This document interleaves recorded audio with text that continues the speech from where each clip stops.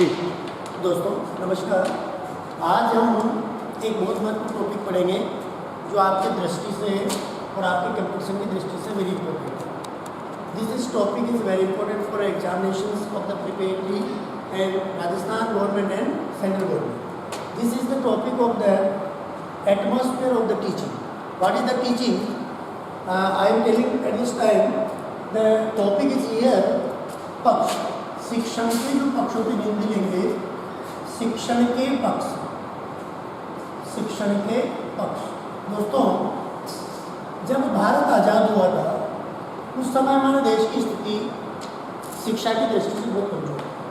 तो तत्कालीन प्रधानमंत्री जो हमारे थे उन्होंने शिक्षा की स्थिति को सुधारने के लिए बम्बई विश्वविद्यालय में एक कॉन्फ्रेंस का आयोजन किया, जिसके तहत उन्होंने सोचा how to improve our education policy and atmosphere of the education. This is very important that time. So दोस्तों it is divided in three parts and the first part is here CAP. CAP दोस्तों किसी भी बालक को सिखाया जा सकता है तीन पक्षों के माध्यम से। हम टीचर हैं तो टीचर का फर्ज होता है कि बालक how to teach and how to learn. This is the very important in the classroom so that this is a topic of the शिक्षण पक्ष। Other name is here Bloom. Bloom की टैक्सोनॉमी, ब्लूम की taxonomy. Bloom की taxonomy B S Bloom बहुत बड़े विद्वान थे America के। उन्होंने कहा कि बालक को सिखाना छोटी मोटी बात नहीं, बालक को सिखाने के लिए हमारे पास तीन पक्ष होते हैं। उन तीन पक्षों को समझा करके लेकर के एक साथ चल करके ही बालक को पढ़ाया जा सकता है। तो दोस्तों पहला जो पक्ष उन्होंने बताया वो पहला पक्ष हमारे पास आता है कॉग्निटिव। कॉग्निटिव कॉग्निटिव जो पक्ष होता है TIDE, ये पक्ष हिंदी में ज्ञानात्मक ज्ञानात्मक पक्ष, अर्थात बालक के सबसे पहले ज्ञानात्मक पक्ष को मजबूत करना होता है, उसके बाद ही हम आगे बढ़ते हैं। इसे शिक्षण का उपागम भी कहा जाता है। शिक्षण उपागम यानी बच्चों तक कैसे पहुंचा जा सकता है, बच्चों को किस प्रकार पढ़ाना है, उसे शिक्षण उपागम के नाम से भी जानते हैं। इसे मूल्यांकन उपागम के नाम से भी जाना जाता है। टैक्सोनॉमी को मूल्यांकन उपागम और शिक्षण उपागम के नाम से भी जाना जाता है। तो बीएस ब्लूम ने इस उपागम के अंतर्गत तीन प्रकार के पक्षों को इसको डिवाइड किया। पहला पक्ष कॉग्निटिव जिसे ज्ञानात्मक कहा जाता है, दूसरा पक्ष अफेक्टिव जिसे, और तीसरा पक्ष होता है हमारे पास साइकोमोटर PSY साइकोमोटर। ठीक है, तो अफेक्टिव पक्ष को हम क्या कह सकते हैं, भावनात्मक पक्ष।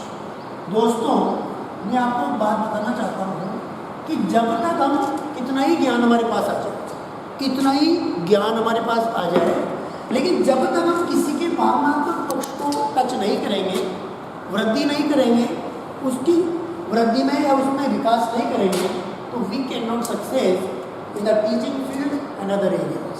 सो that this is a very important. ये सबसे महत्वपूर्ण चीज़ है सीखने के लिए या सिखाने के लिए। तो इम्पोर्टेंट बात हमारे पास हो जाती है भावनात्मक पक्ष। पहला पक्ष कौन सा हो जाता है हमारे पास, ज्ञानात्मक पक्ष। दूसरा पक्ष हो जाता हमारा भावनात्मक पक्ष। जबकि किसी भी भावनात्मक पक्ष को अग्रिम कार्रवाई के लिए यूज करने के लिए, प्रयोग करने के लिए हमारे पास एक और पक्ष होता है जिसे साइकोमोटर पक्ष कहा जाता है, अर्थात इसे कहते हैं क्रियात्मक पक्ष, क्रियात्मक पक्ष या मनोगत्यात्मक पक्ष। मनोगत्यात्मक, याद रखना, मनोगति भी कह सकते हैं या मनोयोग भी सकते हैं। मनोगत्यात्मक पक्ष इसको कहा जाता है। यानी कि जब तक हमारे पास ज्ञान होगा, जब तक वो ज्ञान भावना के अंदर कन्वर्ट नहीं होगा, तब तक हम उसकी क्रिया के रूप में अनुभूति नहीं कर सकते, जब तक उसको व्यक्त नहीं कर सकते, पढ़ा नहीं सकते। इसलिए हमारे पास किसी भी पक्ष को मजबूत करने के लिए, पढ़ाने के लिए या समझाने के लिए, शिक्षक के लिए या बच्चों के लिए ये सबसे महत्वपूर्ण है, इसीलिए इसको कहा जाता है ब्लूम की टैक्सोनॉमी। इसे मूल्यांकन उपागम के नाम से भी जाना जाता है। How to evaluation the classroom by the teacher, this is an Bloom की टैक्सोनॉमी। इसे शिक्षण उपागम भी कहा जाता है, इसे ब्लूम उपागम भी कहा जाता है। तो इसको 3 भागों में हम लोगों ने इसको विभाजित किया। वैसे आपको पता होना चाहिए, याद रखने का सरल तरीका मैं बताता हूँ आपको। एक हमारे पास टोपी होती है CAP कैप, इस कैप के माध्यम से हम उसको याद कर सकते हैं। तो मूल्यांकन उपागम में हमारे पास 3 शब्द या 3 पक्ष, 3 शब्दों के माध्यम से हम 3 पक्षों को बना सकते हैं। C कॉग्निटिव पक्ष यानी ज्ञानात्मक पक्ष, संज्ञानात्मक पक्ष। A अफेक्टिव पक्ष यानी भावात्मक पक्ष। और P साइकोमोटर यानी क्रियात्मक और मनोगतिक पक्ष। इसे मनोगत्यात्मक भी कहा जाता है, मनोगत्यात्मक पक्ष इसको कहा जाता है। अब प्रॉब्लम ये हो जाती है कि इसमें क्या होता है, इन पक्षों में कौन कौन सी चीज़ों को शामिल हमारे पास किया जाता है। तो दोस्तों हम थोड़ा आगे बढ़ते हैं, इसके प्रवर्तक और इसके सन को नाम भी हम इसमें कब कब क्या हुआ उसकी चीज़ में हम लोगों को देख लीजिए। इसमें सबसे महत्वपूर्ण है जो है पहला जो पक्ष हमारा है, उसके जो प्रवर्तक है वो प्रवर्तक है ब्लू। ध्यान रखो, ये जो पक्ष दिया है ब्लू ने दिया, ठीक है। और अगला जो पक्ष हमारा है उसके प्रवर्तक के रूप में हम जान सकते हैं करतवार, करतवार, मसीहा और ब्लू। इन तीनों को इसके प्रवर्तक रूप में जानकारी रखते हैं। और जो लास्ट जो हमारा आता है उसके प्रवर्तक आ जाते हैं हमारे पास, वो है सिम्पसन। सिम्पसन। तो कभी भी अगर आपके एग्जाम में प्रश्न आ जाता है, क्योंकि आता है 100%, क्योंकि ये सभी सब्जेक्ट के लिए बहुत महत्वपूर्ण है कि इसके प्रवर्तकों के बारे में स्पष्ट कीजिए, तो हमारे पास आंसर आ जाता है कि इसके क्या प्रवर्तक, कौन कौन से प्रवर्तक इसमें आने अनिवार्य हो जाते हैं। दोस्तों तो उसके बाद इस प्रवर्तक में इस प्रकार के हमारे पास आ जाते हैं। पहला प्रश्न आता है प्रवर्तक का, जिसके बारे में अक्सर कई प्रकार के क्वेश्चंस पूछे जाते हैं, ठीक है। अब हमारे पास प्रश्न बनता है कि इसका आविष्कार, इसको लागू कब किया। अगला हमारे पास प्रश्न बन जाता है और आता है कभी भी C-टेट, R-टेट, M-टेट, H-टेट, B-टेट, कई प्रकार के एग्जाम्स होते हैं, उनमें इनको पूछा जाता है। तो दोस्तों इसमें हम सबसे पहले देखते हैं 1954 से 56 का कार्यकाल जो रहा, उस कार्यकाल के दौरान एक कॉग्निटिव पक्ष का डॉक्टर ब्लूम ने, जो कि अमेरिका के एक मनोवैज्ञानिक थे, शिक्षाविद थे, उन्होंने इसका प्रतिपादन के रूप में प्रस्तुतिकरण किया, जो हम जान सकते हैं कि ये एक पक्ष जो कि बिल्कुल महत्वपूर्ण है बच्चों के लिए। उसके बाद हमारे पास बन जाता है 1962। 1962 का जो समय आता है, उस समय भावनात्मक पक्ष का प्रतिपादन किया गया था और 3 व्यक्ति तुम्हारे सामने हैं। इन तीनों व्यक्तियों ने भावनात्मक पक्ष का प्रतिपादन हमारे लिए किया। ये सबसे महत्वपूर्ण पक्ष माना जाता है। ये सेकंड ग्रेड में एक बार प्रश्न पूछा गया है कि सबसे महत्वपूर्ण पक्ष कौन सा माना जाता है, और सबसे जटिल पक्ष भी माना जाता है, क्योंकि आपको याद है भावना अंदर होती है और हम उसको देख नहीं सकते, हम किसी की उस बारे में सोच नहीं सकते, इसलिए इसको जटिल पक्ष माना गया। और इसे महत्वपूर्ण पक्ष में, क्योंकि जब तक हम किसी पक्ष के भावना के रूप में नहीं जुड़ेंगे, संवेग के माध्यम से नहीं जुड़ेंगे, मोटिवेशन के माध्यम से नहीं जुड़ेंगे, प्रेरणा के माध्यम से नहीं जुड़ेंगे दोस्तों, तब तक हम उसको नहीं सीख सकते। इसी को ही प्रेरणा, संवेग, इच्छा, भावना सभी इसी पक्ष में हमारे सामने आते हैं, ठीक है। उसके बाद हम कुछ आता हमारा 1964। 1964 के दौरान इस पक्ष का प्रतिपादन के रूप में हमारे सामने आता है। तो एक महत्वपूर्ण प्रश्न हमारे सामने आ जाता है वो दोस्तों रिपीटेशन के माध्यम से कि मूल्यांकन उपागम किसने दिया। तो हमारे पास आंसर आना चाहिए तुरंत प्रभाव से B.S. ब्लूम द्वारा। और B.S. ब्लूम को क्या टैक्सोनॉमी के जनक भी माने जाते हैं। अब उन्होंने क्या कहा कि हमारा जो पक्ष होता है, हमारा जो माइंड होता है, वो कहीं ना कहीं 3 भागों में विभाजित होता है, जिनको केप के माध्यम से हम जान सकते हैं। सी कॉग्निटिव, अफेक्टिव और साइकोमोटर। ठीक है, तो पहला पक्ष, दूसरा पक्ष और तीसरा पक्ष हमारे पास सामने आ चुका। अब प्रश्न ये उठता है कि ये जो चीज हमारे पास आती है, इसमें हमारे पास किस प्रकार की प्रवृत्ति, किस प्रकार की प्रतिक्रियाएं और किस प्रकार के उद्देश्य इन तीनों पक्षों में आते हैं। तो दोस्तों हमारे पास एक बहुत बड़ा सूत्र होता है ज्ञाबो प्रविसम्मूह। एक सूत्र हमारे पास है ज्ञाबो प्रविसम्मूह।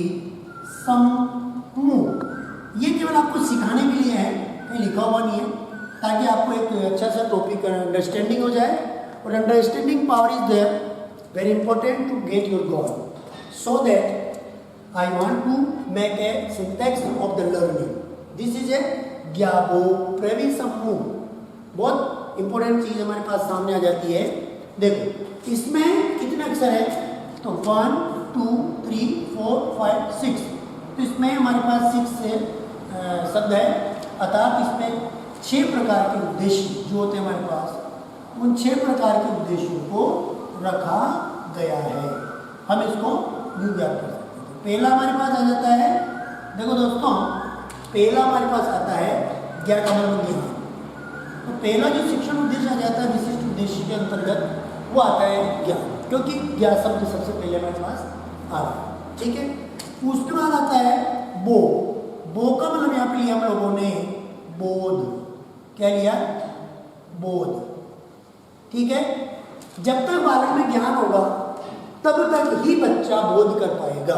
बोध बहुत महत्वपूर्ण टॉपिक होता है, बहुत महत्वपूर्ण उद्देश्य होता है। इसके बिना बालक किसी भी चीज को सीख नहीं पाता है। तीसरा हमारे पास जो उद्देश्य आ जाता है वह है प्र। प्र का मतलब होता है प्रयोग। दोस्तों बालक के पास ज्ञान होता है, उस ज्ञान को क्या करता है? अंडरस्टैंडिंग करता है, यानी वो उसको बोध करता है, उसका अवबोध करता है, और अवबोध के बाद ही उस चीज का प्रयोग करना सीखता है। ठीक है, हमारे पास आ जाता है अगला वी। वी का मतलब होता है विश्लेषण। तो जब बच्चा किसी भी चीज को प्रयोग करता है तो उसको विश्लेषण करना भी सीख। विश्लेषण का मतलब फैलाना, किसी चीज को किससे फैलाया जाता है, ये विश्लेषण के अंतर्गत हमारे पास आता है। एक प्रश्न बार आता है इसका कि कक्षा 10 की किताब में उनको व्याख्या करता है, तो उस व्याख्या को विश्लेषण के रूप में देखा जाता है। ठीक है, उसके बाद हमारे पास आता है स का अंक की मात्रा लगी हुई है, यानी संश्लेषण। संश्लेषण, ठीक है दोस्तों, संश्लेषण का मतलब होता है वापस मिलाना। बच्चों को अगर कोई कठिन हमारे पास विषय वस्तु है, टीचिंग पॉइंट्स है, अगर वो नहीं आ रहा है, समझ नहीं आ रहा है, कठिनाई लेवल ज़्यादा है, डिफिकल्टी लेवल ज़्यादा है दोस्तों, तो हमें कक्षा में टीचर है, तो हमें कक्षा में एक महत्वपूर्ण चीज़ का प्रयोग करना पड़ता है जिसे विश्लेषण कहते हैं। अर्थात उस चीज़ को फैलाओ, टुकड़े टुकड़े कर करके आप उसको बता सकते हैं। टुकड़े टुकड़े कर करके बताने को, फैलाने को ही विश्लेषण कहा जाता है। किसी भी विषय वस्तु को फैलाना, जैसे मैं उदाहरण बताता हूँ दोस्तों आपको, एक साइकिल है और साइकिल के हर एक पार्ट को बिखेर देना, खोल कर अलग अलग कर देना, ये आपका विश्लेषण कहलाता है। जबकि उन सभी पार्टों को वापस साइकिल के रूप में मजबूत बना देना, वो आपका संश्लेषण कहलाता है। ठीक है, उसके बाद हमारे पास आता है अगला मूल। मूल का मतलब होता है मूल्यांकन, जो कि बहुत अंतिम किसी भी उद्देश्य का या किसी भी पक्ष का, यानी कि ज्ञानात्मक पक्ष का अंतिम उद्देश्य बना है। दोस्तों इस प्रकार हम कह सकते हैं कि ज्ञानात्मक जो पक्ष है वो सबसे बहुत इंपॉर्टेंट पक्ष माना जाता है, और ये सबसे न्यून माना जाता है। न्यून, सबसे कम यही माना जाता है। तो इसके प्रवर्तक के रूप में मैंने आपको बताया, इसके मैंने समय के बारे में बताया, मैंने इसके उद्देश्यों के बारे में बताया दोस्तों। तो बताने की कोशिश ये करी है कि कैसे भी कैसे ये जो महत्वपूर्ण टॉपिक है आपका बहुत महत्वपूर्ण बन जाए और 101% ये कहने की पूछा जाता है। तो मैं आपको फिर रिपीटेशन देता हूँ कि ज्ञानात्मक पक्ष को ब्लूम द्वारा परिवर्तित होकर के या कर करके उसमें 6 प्रमुख उद्देश्यों का निर्धारण किया, जिन 6 प्रमुख उद्देश्यों को हम ज्ञाबो प्रविसम्मूह के नाम से जानते हैं। दोस्तों पहला होता है ज्ञान, ज्ञान नामक जो उद्देश्य होता है वो ज्ञानात्मक कहलाता है। अवबोध नामक जो उद्देश्य होता है वो अवबोध कहलाता है। यानी इसमें बच्चा ज्ञान करता है और ज्ञान होता है पूर्व ज्ञान के आधार पर, और उस ज्ञान को बालक जब तक अंडरस्टैंडिंग नहीं कर पाता तब तक अवबोध को हम करना, अवबोध को हम यानी कि अर्थग्रहण भी कहते हैं। इसे दूसरा नाम है अर्थग्रहण। जब तक हम किसी चीज़ का अर्थग्रहण नहीं करेंगे तब तक हम उस चीज़ को नहीं समझ सकते। जो हमने पाया है, जो हमने हमारे पास है, वो चीज़ जब तक दूसरों को समझ में नहीं आएगी तब तक हम उसको अंडरस्टैंडिंग पावर के दौरान प्रस्तुत नहीं करेंगे। तो सबसे महत्वपूर्ण बन जाता है दोस्तों यहाँ पे उस अवबोध के बाद जब वो समझ में आ जाती है किसी वस्तु, तो उस अवबोध के बाद ही बच्चे किसी चीज़ को व्याख्या करना सीखते हैं, तो उसको ही विश्लेषण कहा जाता है। जब विश्लेषण सीख जाते हैं तो फिर बच्चे उसी चीज़ को संश्लेषण के रूप में वापस सारांश के रूप में प्रस्तुत करते हैं, और प्रस्तुत करने के बाद लास्ट में मूल्यांकन। मूल्यांकन का मतलब होता है आपने कितना सीखा, आपकी पढ़ाई हुई चीज़ को बच्चों ने कितना सीखा, इसे ही मूल्यांकन कहा जाता है। तो दोस्तों ये हमारे पास ज्ञानात्मक पक्ष का विवरण हुआ। और फिर एक बात और मैं आपको बता देना चाहता हूँ कि इनका हमने एक और विश्लेषण किया। तो बहुत बार कॉम्पिटिशन्स में पूछ लिया जाता है कि ज्ञानात्मक पक्ष जो ब्लूम द्वारा प्रवर्तित माना जाता है 54-56 में, उसका सरलतम पक्ष, न्यूनतम पक्ष या उच्चतम पक्ष या मध्यम पक्ष किस प्रकार का होता है, तो उसका डिवाइडेशन कर देते हैं। The first is here on the black board दोस्तों। द फर्स्ट यानी कि knowledge and understanding is related to your यानी कि लॉजिक, अतः इसे निम्न स्तर भी कहा जाता है। निम्न स्तर आपकी दृष्टि से बेहतर देखो, इसे हम निम्न स्तर इसलिए कहते हैं क्योंकि ये दोनों ही प्रारंभिक स्तर पर जाने जाते हैं। ये आपका हो जाता है उद्देश्य। दोस्तों एक बात और मैं क्लियर कर देना चाहता हूँ आपके पास, क्योंकि ये टॉपिक है जो बहुत बेहतर है। इन टॉपिक को आप हर कॉम्पिटिशन में और यूनिवर्सिटीज़ के एग्जाम्स में भी देख सकते हैं। ये 101% आता है और डायग्राम के माध्यम से इसको अच्छी तरह से समझ सकते हैं। तो दोस्तों ये जो हमारे पास दोनों उद्देश्य हैं जो कि पाठ्य योजना के उद्देश्य माने जाते हैं, उन पाठ्य योजना के उद्देश्यों को निम्न स्तर में रखते हैं। निम्न स्तर ये थोड़ा सा आपको ध्यान रखना है।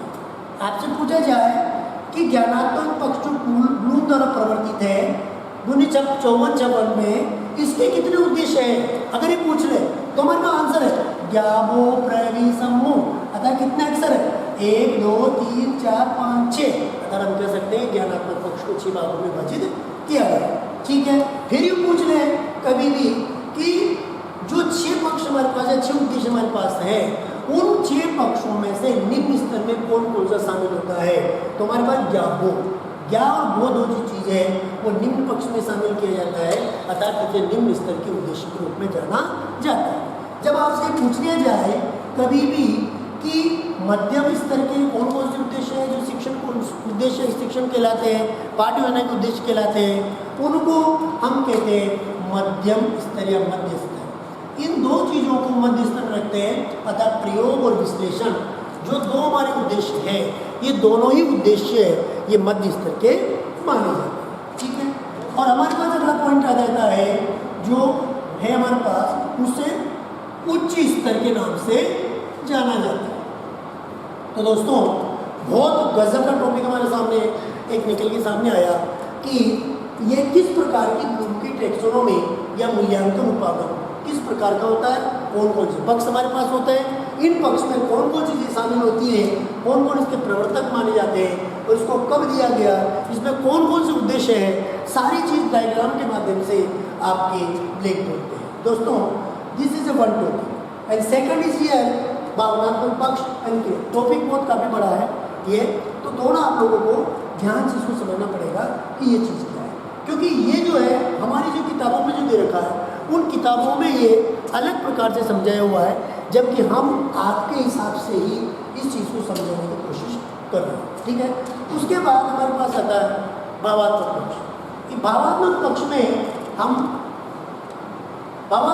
में हम कई प्रकार के उद्देश्यों को रखते हैं, जिनमें भी 6 प्रकार के उद्देश्य हमारे पास आ जाते हैं। उसको भी समझाने की आपको कोशिश करता हूँ कि आ नु मू प्र व च। देखो इसमें भी हमारे पास 6 अक्षर है, इसको भी हम 6 भागों में बांट सकते हैं। देखो 6 पक्षों में 6 भागों में बांटना हमारे पास बहुत ही सिंपल हो जाता है। तो आ का मतलब यहाँ पे ले लेते हैं हम लोग इसे अनुक्रिया, है ना। यानी कि आ का मतलब यहाँ पे हमने ले लिया है आग्रहण, आग्रहण यानी कि बच्चा आकर के ग्रहण करता है किसी चीज को। दूसरे नंबर पे हमारे पास आ जाता है नु, नु का मतलब हम यहाँ ले सकते हैं अनुक्रिया, अनुक्रिया, अनुक्रिया। तीसरा ले सकते हैं मूल्यन या अनुमूल्यन। चौथा में ले सकते हैं यहाँ पे अनुमूल्यन के बाद चौथा में ले सकते हैं प्रत्ययीकरण, जिसे हम प्रत्ययीकरण के नाम से जानते हैं। प्रत्ययीकरण अर्थात बच्चे को कंसेप्ट क्लियर कैसे किया जाता है ये यहाँ पे बताया जाता है। अब हमारे पास आता है वह व्यवस्थापन। व्यवस्थापन भी बहुत इंपॉर्टेंट है, क्योंकि अगर व्यवस्था ही नहीं होगी तो हमारा काम ही सही ढंग से नहीं हो पाएगा। योजना का निर्माण भी इसको कह सकते हैं हम लोग। और लास्ट हमारे पास आ रहा है च, यानी चरित्र का निर्माण। ये बहुत बार आ जाता है और पूछने जाता है, तो आपको ध्यान रखना है। किस प्रकार का ध्यान रखना है कि भावात्मक पक्ष का सबसे उत्तम उद्देश्य कौन सा माना जाता है। ज्ञानात्मक पक्ष का सबसे उत्तम पक्ष या उत्तम स्तर या उत्तम उद्देश्य किसे माना जाता है, किसे कहा जाता है, तो आपके सामने है मूल्यांकन। अगर आपसे पूछ रहे कि भावात्मक पक्ष का सबसे उत्तम उद्देश्य क्या है, तो चरित्र का निर्माण। अब हम आ जाते हैं क्रियात्मक पक्ष के अंतर्गत। क्रियात्मक जो पक्ष हमारा है उस क्रियात्मक पक्ष में आता है ऊ का निस्वाहा, ऊ का निस्वाहा, ऊ का निस्वाहा, ऊ का निस्वाहा, ऊ का निस्वाहा, ठीक है, निस्वाहा। तो इसमें भी 6 अक्षर दोस्तों, 6 अक्षर को हमारे पास, यानी कि बहुत बड़ी बात ये बन जाती है कि ब्लूम की जो टैक्सोनॉमी हमारे पास है वो मुख्यतः 3 भागों में विभाजित है। 3 पार्ट्स उसके हैं, 3 पक्ष उसके हैं, ठीक है। उन 3 पक्षों में हमारे पास 6 बिंदु है, 6 उद्देश्य है, 6 शिक्षण को 6 शिक्षण उद्देश्य मानिए। अब देखो पहला हमारे पास आ जाता है जिसे उद्दीपन, ऊ का मतलब उद्दीपन के रूप से जाना जाता है। उद्दीपन, उद्दीपन हमारा आ जाता है पहला नंबर 2, ठीक है। नंबर 2 कार्य निर्धारण। कार्य निर्धारण हमारे पास आ जाता है दोस्तों, जो कि किसी भी, अब किसने कहा था, भाटे जी ने कहा था, भाटे ने कि कोई भी अगर वस्तु हमारे पास है, समस्या हमारे पास है, अगर उसका कार्य निर्धारण सही प्रकार से कर लिया जाता है तो आधी समस्या तो वही हल हो जाती है। तो हमारे देखो ये क्रियात्मक पक्ष को मजबूत बनाने के लिए how to implementation the psychomotor affections is the here in the कार्य निर्धारण। उद्दीपन, उद्दीपन, उद्दीपन इज हियर इन हिंदी वातावरण। किसी चीज को सही पकड़ने के लिए, सही समझाने के लिए हमारे पास वातावरण का होना जरूरी है, तो उसे ही हम उद्दीपन कहते हैं। आपने सूक्ष्म शिक्षण में पढ़ा होगा उद्दीपन question, how to create atmosphere in the classroom by the teacher for the students, this called यानी कि स्टिमुलस।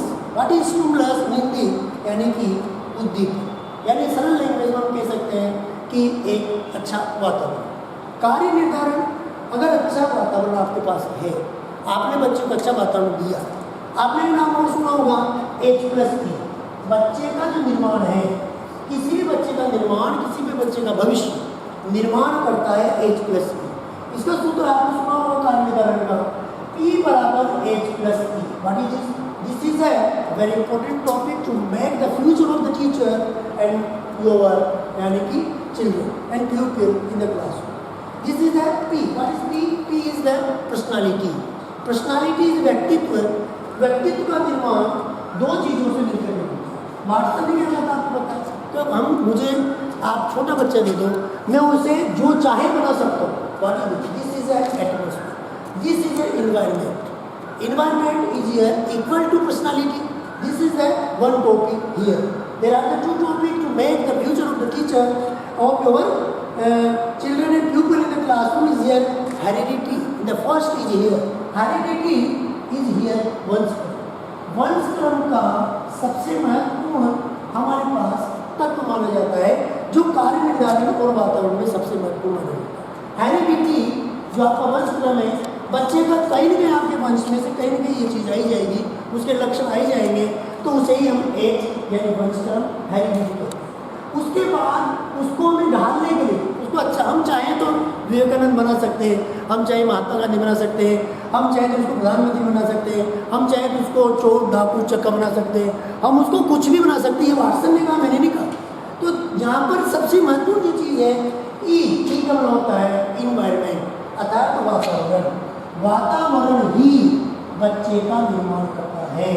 तो देखो पर्सनालिटी जो आपका व्यक्तित्व है दो महत्वपूर्ण टॉपिक से मिलकर बना, उस महत्वपूर्ण टॉपिक कोई कार्य निर्धारण के देखो। अब यूपी बोर्ड से कभी जिंदगी में आपके सामने एक प्रश्न आ जाता है कि वंशक्रम और वातावरण का प्रभाव बच्चे पर कितना पड़ता है, ये भी अगर आपके सामने। इसीलिए हम टीचर है, माता पिता अच्छे फिर आदर्श माता पिता है, तो बच्चे के सामने कभी भी गलत हरकत न करें। क्यों उसका कारण आपके सामने रहा, क्योंकि वंशक्रम जो है वो 20% प्रभाव डालता है, जबकि 80% आपका प्रभाव डालता है वातावरण। और वातावरण कौन देता है? ये आपके माता पिता देते हैं, आपका परिवार देते हैं। और दोस्तों एक और बात क्लियर कर देता हूँ मैं आपके सामने कि पहली पाठशाला वातावरण, पहली जो पाठशाला है वो परिवार होता है। इसलिए हम क्यों दें? बच्चों को विवेकानंद बनाना है तो अच्छा वातावरण दो। पहले गुरु कौन? माँ। तो अच्छा वातावरण दो, अच्छी आदतें रखो, अच्छी थोट जो आपके विचार है वो अच्छे होने चाहिए। तो वंशक्रम क्या है और वातावरण क्या है, इसका कार्य निर्धारण में बहुत महत्वपूर्ण योगदान है। दोस्तों अब आपके सामने और की पर्सनालिटी, चरित्र का निर्माण, यही चीज़ें नहीं यहाँ पे दिखाई देता। जो आपका भावनात्मक पक्ष है उससे ही चरित्र का निर्माण होता है। आपकी भावना, आपके संवेग, आपकी इच्छा, आपकी प्रेरणा, आपका दृष्टिकोण, आपका एटीट्यूड, आपका एप्टीट्यूड, आपकी क्षमता, आपकी दक्षता, आपकी निपुणता कितनी महत्वपूर्ण है। It is called the characters of your या पीपल टीचर। ठीक है, तो देखो वंशक्रम एक ऐसी चीज होती है दोस्तों, और बात बता देना चाहता हूँ मैं आपके सामने। प्रत्येकरण ये व्यवस्था था, यहाँ पर आ जाता है कि बच्चा जो हमारा जो बच्चा है वो समाज में जाएगा, समाज में जाकर के बहुत कुछ सीखेगा और बहुत कुछ सिखाएगा। तो हमारा कर्तव्य बन जाता है, फर्ज बन जाता है, ड्यूटी बन जाती है कि बच्चों का अच्छा वातावरण दे। तो बच्चा जो भी बनता है वो पेरेंट्स ही बनाते हैं। तो उसके बाद इसका जो प्रभाव पड़ेगा यहाँ के माध्यम से, चरित्र निर्माण के माध्यम से प्रभाव पड़ेगा, तो यह क्या हो जाएगा, ये जो गुण होते हैं बच्चे के ये स्थायी होते हैं, कभी बदलते नहीं है। स्थायी गुण प्राप्त होता है कौन? आपकी जो हेरिडिटी स्थायी गुण देती है। इसीलिए बहुत बार कहा जाता है कि माता पिता दोनों गोरे हैं, ये बच्चों सांवलों कहाँ से पैदा हो गया? इसलिए पैदा हुआ कि आपके वंश में एक पीढ़ी, दो पीढ़ी, तीन पीढ़ी के बाद कोई ऐसा व्यक्ति होगा जिसके जीन्स उसमें आए और वो सांवला जन्म। तो दोस्तों ये हमारे पास हुआ चरित्र निर्माण के बारे में, कार्य निर्धारण के बारे में। हमारे पास जो तीसरा पॉइंट बन जाता है, वो तीसरा पॉइंट हमारे पास आता है का नी का मतलब होता है यहाँ पे थोड़ा सा मैं आपको बता दूँ, निर्माण, किसी भी चीज़ का निर्माण करना या बनाना। ठीक है, ये थोड़ा सा आप लोग ध्यान रखना है कि जब कार्य निर्धारण हो जाएगा तो कोई भी चीज़ का निर्माण आसानी से हो जाएगा। योजना में आपके पास है तो इसको तुरंत हम आगे बढ़ा सकते हैं और आगे बना सकते हैं। तीसरे के बाद चौथा बन जाता है यहाँ पे से समायोजन। समायोजन ये बहुत महत्वपूर्ण बात है। जिंदगी जीने के लिए पति पत्नी, भाई बहन और हमारे पास हो जाता है जो पति पत्नी, भाई बहन, माँ बाप जो भी हमारे पास है उनको ये आना एडजस्टमेंट एंड मैन एडजस्टमेंट। दोस्तों क्रियात्मक पक्ष जिसे मनोगत्यात्मक पक्ष, मन और मस्तिष्क की जो गति होती है, मन और मस्तिष्क और आत्मा की जो गति होती है उसे मनोगत्यात्मक पक्ष कहा है। और उसमें निर्माण, इसे नियंत्रण भी कर सकते हैं, इसे नियंत्रण भी कहा जाता है, यानी कि कहा जाता है मन हमारे नियंत्रण में होना चाहिए। और आपको याद है पर्सनालिटी को 3 भागों में विभाजित किया गया है, ईड, ईगो और सुपर ईगो में। तो हमारे मन में हमारा जो पहला पक्ष है वो नियंत्रण है। तो बनाना, अच्छी चीज़ हमारे पास है, अच्छी बोली हमारे पास है, अच्छा व्यक्तित्व हमारे पास है, अच्छा चरित्र हमारे पास है, अच्छी चाल ढाल हमारे पास है, अच्छा रहन सहन हमारे पास है, अच्छा एटीट्यूड हमारे पास है, अच्छा एप्टीट्यूड हमारे पास है, तो हम किसी भी वातावरण को अच्छा बना सकते हैं और बनाने के बाद उस पर नियंत्रण स्थापित कर सकते हैं। बिकॉज क्योंकि समाज में हमारी रेपुटेशन होगी और रेपुटेशन के माध्यम से हर व्यक्ति नियंत्रण स्थापित करने की कोशिश करता है। और नियंत्रण के बाद समाधान आता है। समायोजन क्या होता है? वातावरण को समायोजित करना, किसी भी चीज़ में मेल मिलाप रखना, वातावरण को सही बनाना, ये आपके समायोजन में आ जाता है। समायोजन एक बहुत बड़ा टॉपिक होता है, ये मैं आप लोगों को बाद में समझाऊंगा। उसके बाद आता है व, स्व, स और व दोनों, आधा से और वह दोनों लेंगे तो स्वाभाविकरण, स्वाभाविकरण। दोस्तों मैं आपको, अब आप कहते हो कि बच्चा नहीं पढ़े, कैसे नहीं पढ़े? सिंपल है, आराम से पढ़ेगा। और आपको उदाहरण बताने दे के बताऊंगा कि बच्चा कैसे पढ़ता है। कठिन से कठिन चीज़ को आप सरलता से पढ़ा सकते हैं। वो आपका समायोजन है, वो आपका नियंत्रण है, वो आपका कार्य निर्धारण है, वो आपका उद्दीपन है, वो आपका वातावरण है, वो आपके कौशल है, आपका स्किल है, आपकी रुचि है, आपका इंटरेस्ट है। कई प्रकार की गतिविधियों के माध्यम से हम इन चीज़ों को पढ़ा सकते हैं। स्वाभाविक ढंग का निर्माण हम कर सकते हैं।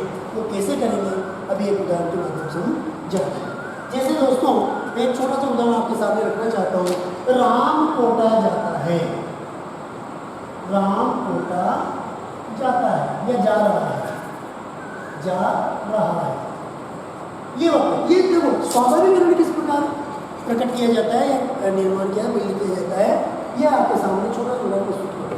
उदाहरण बहुत सारे हैं, साइंस को उदाहरण हमारे पास है, मैथ्स को उदाहरण हमारे पास है, हिंदी के हैं और कई प्रकार के सब्जेक्ट्स भी है। Lot of examples for the स्वाभाविक के अंदर, यानी राम कोटा जाए, कई जरूरत नहीं, नियम कायदों की जरूरत ही नहीं है। 2 मिनट के अंदर बच्चा सीख जाता है, क्योंकि वातावरण उत्पन्न करना है और कुछ नहीं करना है और स्वाभाविक हो जाएगा। देखो दोस्तों, एक शब्द, बच्चा जो छोटा बच्चा है वो सीखता, पूर्व ज्ञान सबको है, पूर्व ज्ञान नहीं तो पागल है, बिना पूर्व ज्ञान के व्यक्ति पैदा ही नहीं होता। ईश्वर इतना बड़ा कलाकार है कि वो हमें कुछ न कुछ दे के भेजता है और जो भेजता है वो ही पूर्व ज्ञान है, जिसको प्रकृति के माध्यम से ग्रहण किया है। ठीक है, तो पूर्व ज्ञान दोस्तों वहीं से थोड़ा आप उसमें और डालो, कैसे? जैसे हवन में हम घी डालते हैं तो हवन चल जाता है। तो रहा रही आते हैं ING को लाते हैं, यानी दोस्तों जहाँ पर रहा रहे हैं 101% 12 महीना 25 घड़ी 24 घंटे ING जरूर आएगा। तो ये स्वाभाविक उसको पता चलेगा कि वास्तव में सही है। उसके बाद इसको बनाना बस सिंपल, कुछ भी नहीं है। ये राम को हटाओ और राम को थोड़ी देर के पीछे रखो, राम को थोड़ी देर के पीछे रखो। अभी स्वाभाविक देखना कितना जोड़, अब इसको पीछे से बनाओ, कितना समय हो गया। सबसे पीछे से क्या है? राम, फिर क्या है? तो इज जाने को क्या कहते हैं? गो। और मैंने क्या बताया भैया? रहा रही आते हैं ING को लाते तो ING लगा दो। फिर क्या बच गया? देखो लोटा, अब बच्चों समझा दो। स्वाभाविक कठिन से कठिन चीज समझा सकते हैं, कैसे? जहाँ पर हम जाते हैं वहाँ हमें सब लगता है। तो ये स्वाभाविक का निर्माण, Ram is going to Kota, बहुत ही सिंपल। थोड़ी देर पहले बच्चा इस वाक्य को नहीं बना पा रहा था, उसमें उसको वातावरण ठीक नहीं था, वो सीख नहीं पा रहा था, तो हमने उसको स्वाभाविक के माध्यम से, वातावरण के माध्यम से सीखना चाहिए। यानी जो सब्जेक्ट हमारा है उस सब्जेक्ट को हम पीछे ले जाते हैं और कुछ नियम होते हैं जो उनको गाकर बजा करके कहानी के रूप में कह देते हैं। तो एक स्वाभाविकरण का, एक वास्तविकता का और एक रियलिटी का और एक अच्छा वातावरण तैयार हो जाता है और बच्चा खुशी खुशी बिना झिझक के, बिना किसी लपाट के, बिना किसी देर के तुरंत प्रभाव से बच्चा सीख जाता है। इसे ही हम स्वाभाविक कहते हैं। दोस्तों तो ये हमारा 5 पॉइंट्स रहा, 5 शिक्षण उद्देश्य रहा जिसे हम स्वाभाविक। इसका एक एग्जाम्पल देके मैं आपको बाद में समझाऊंगा किस प्रकार क्या होता है, किसमें क्या होता है, कौन सी चीज़ को कहाँ क्लास में लेना है, कहाँ करना है, ये सब चीज़ें। लास्ट हमारा बच जाता है जिसे हम कहते हैं आप हम लोग आदत का निर्माण, आदत का निर्माण। और यहाँ जाकर के आदत का निर्माण होता है। हम कहते हैं ना बच्चा आदत बिना गंदी आदत कैसे सीखे, वो आपके वजह से सीखा, बिना बच्चा किस प्रकार भाग लेके स्कूल से आपके में से आप में से गुणते हैं कहीं ना कहीं तो बात कर देखो ये हम नहीं कह रहे, ये गुण कह रहे हैं, ये टेक्सोनोमी कह रहे, ये उपागम कह रहा है, ये मूल्यांकन उपागम कह रहा है कि आदत का निर्माण किस प्रकार होता है। तो आदत जो होती है वो कभी ईश्वर नहीं देता, वातावरण नहीं देता, बल्कि अर्जित की जाती है, अतः आदतों को अर्जितकरण किया जाता है। दोस्तों इस प्रकार हम कह सकते हैं कि एक फिल्म की टेक्सोनोमी हमारे सामने प्रस्तुत हुई और ये बहुत इम्पोर्टेंट होती है।